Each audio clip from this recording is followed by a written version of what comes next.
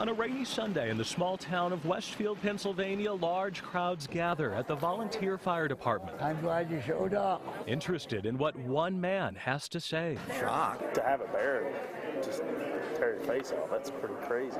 An encounter with a grizzly about a year ago, some 1,900 miles west of Lee's home in the mountains near Du Bois, Wyoming. Lee Brook, his brother-in-law George, and two friends set out to hunt elk. It's a great place to hunt elk. It was a trip that forever changed Lee's life. There's a teardrop right there, running right down my face. No longer able to control tears, a good portion of his face gone.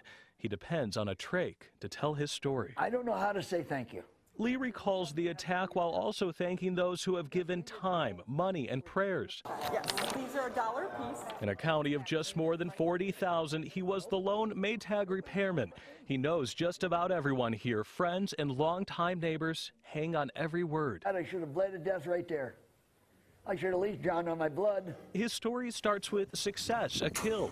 Lee approaches an elk he shot a day earlier, but he sees something telling him he's in extreme danger. Debris covering the game is a clear sign to Lee that a bear has claimed the elk for herself and her cubs. I still feel the adrenaline rush from seeing the elk. Immediately, Lee turns to leave, but he is quickly off his feet, into the air and into the paws of a giant grizzly, grabbing him from behind. She rode me down that slope.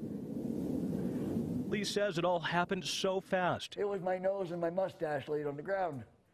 Now I knew what was wrong with my face. He's knocked unconscious. I felt her sniffing my cheek. I felt the whiskers right here. You don't even know how long you were out at that point, right? I thought it was seconds. He has no choice but to fight. Not sure he would survive, the thought of death doesn't cross his mind. He's determined to see his wife Martha again. I couldn't see. With blood in his eyes, he knows it won't be easy. He hits the bear. She bites into his arm. His gun not with him, a steak knife in his pocket, his only hope. I don't know that I would have been brave enough to stab her if I could see her. I had to lean in to stab her in the head. So I was this close to her nose. After several strikes, Lee says the bear leaves. He is now alone, separated from his hunting party, but now more than ever, determined to live. This was laid out. This eye had torn up here and this had flopped down. He says he felt no pain. That, paired with his survival, Lee calls a miracle. I think that was a divine intervention. Lee says he sat alone for about an hour in the woods. I said, Lord, I could use a little help about now. His prayers were answered. Not knowing it at the time, his yells were heard by a couple in the area. They call for help, but that help doesn't find Lee before brother-in-law George arrives. And I could hear Lee down over the bank. George first finds Lee's nose and mustache. I said, oh no, this ain't gonna be good. George puts the nose and upper lip in Lee's pocket. Sticks it in my pocket. Said, hang on to this till we get you off the mountain. Anxious to find help, they start the slow journey down the mountain to reach cell service. 911, what's the address of the emergency? He's bad. It ripped his face right off.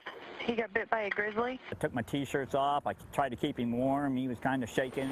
7 hours after the attack, Lee is finally in a helicopter flying to Swedish Medical Center in Inglewood. He'll spend 5 months in Colorado, turning 60 in the hospital.